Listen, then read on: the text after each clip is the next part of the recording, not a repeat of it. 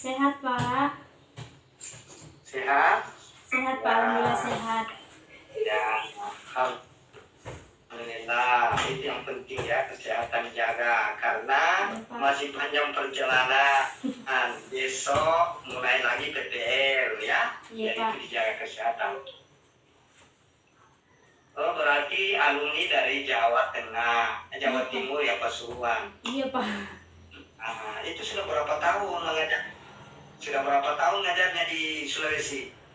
Di Sudah Parigi. 10 tahun, Pak. Ini apa namanya? Ini pindah dari Jawa atau memang kelahiran Pantai Timur tapi kuliahnya di Jawa? Gimana? Kuliah, Pak. Disuruh Bapak kuliah di sana, kan ada teman di sana. Jadi teman tidak mau sendiri, jadi saya disuruh ikut. Ya, betul. Iya, Ya, Pak. oke. Tapi itu orang Jawa ya? Bukan, Pak. Bukan orang Jawa. Ya. Orang Kaili, Pak. Oke ya. Baik. Orang Kaili itu Kaili Pale. Oke. Oke, Bu Nurul. Iya, Pak. Kemarin kan sudah banyak pendalam, sudah ada lokal karya, sudah ada ini ya macam-macam ya sudah didapatkan. Hari ini mungkin saya tanya-tanya atau masih ada diingat-ingat atau bagaimana ya. Iya, Pak. Saya mulai dulu kalau di sekolahnya yang diterapkan itu apakah sekarang kita ini masa transisi ya?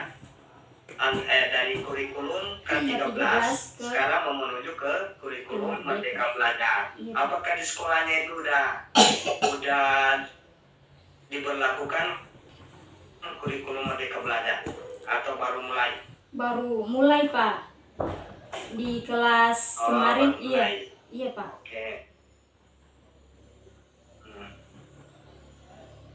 Iya. Tapi biarlah mungkin saya tanya saja yang ke-13 dulu ya, karena pasti ke-13 lebih selesai. Oke.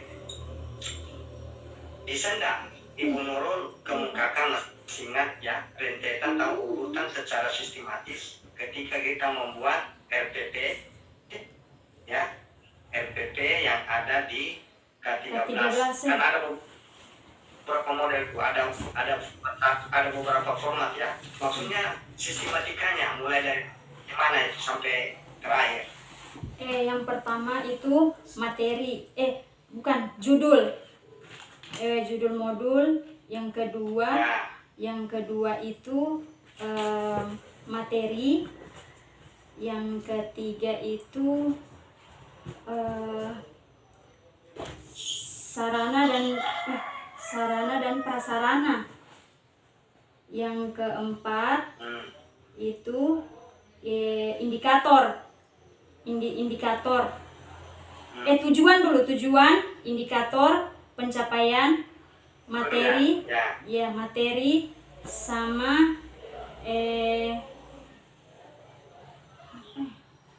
indikator capaian, materi, KKM.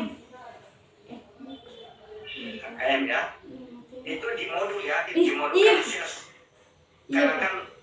Sekarang kan istilah pembelajaran apa namanya? RPP kalau K13 sekarang kan modul pembelajaran ya. Modul. Kalau Merdeka Belajar. Ya, modul pembelajaran. Ya, baik. Nah, ketika Ibu memulai pelajaran, kan ketika Ibu memulai pembelajaran itu biasanya kan secara garis besar itu kan kalau kita mengajar ada 3 keterampilan yang harus dilakukan. Keterampilan membuka pelajaran, kemudian keterampilan menjelaskan pembelajaran, kemudian keterampilan menutup pembelajaran. Itu secara garis besar. Oke. Nah, ketika Ibu membuka pelajaran, ada beberapa langkah-langkah yang harus Ibu tempuh. Coba dikemukakan langkah-langkah apa saja itu. Yang pertama, memberi salam, kemudian menyuruh kepada peserta didik berdoa. Yang kedua, setelah berdoa, mengabsen peserta didik, menanya kabar tentang peserta didik.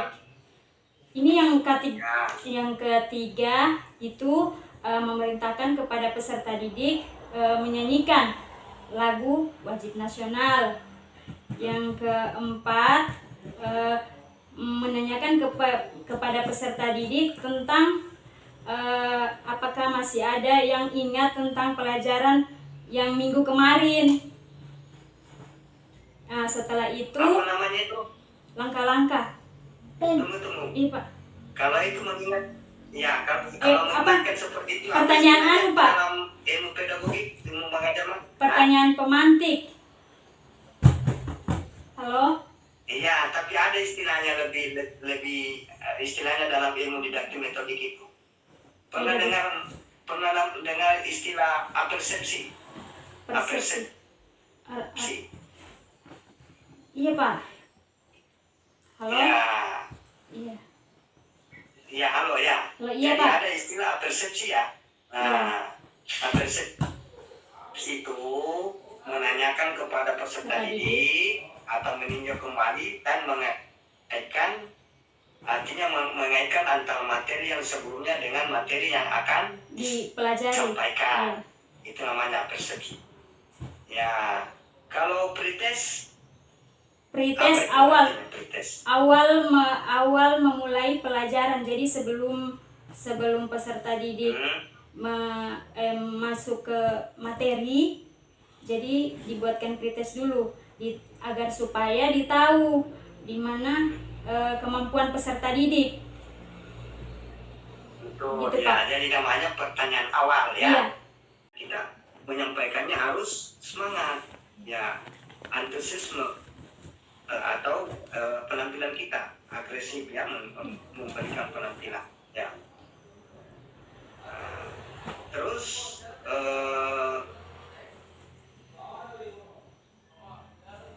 itu juga penting adalah harus memiliki keterampilan dalam menanggapi dan merespon pertanyaan peserta didik. Jangan kita hindari ya. Jadi kita harus memiliki keterampilan atau skill bagaimana cara menjawab atau merespon pertanyaan yang diajukan oleh peserta didik. Nah, itu tuh. Karena ada juga sebagian orang dia tidak suka kalau terlalu banyak bertanya peserta didiknya. Ya, padahal seharusnya begitu, harus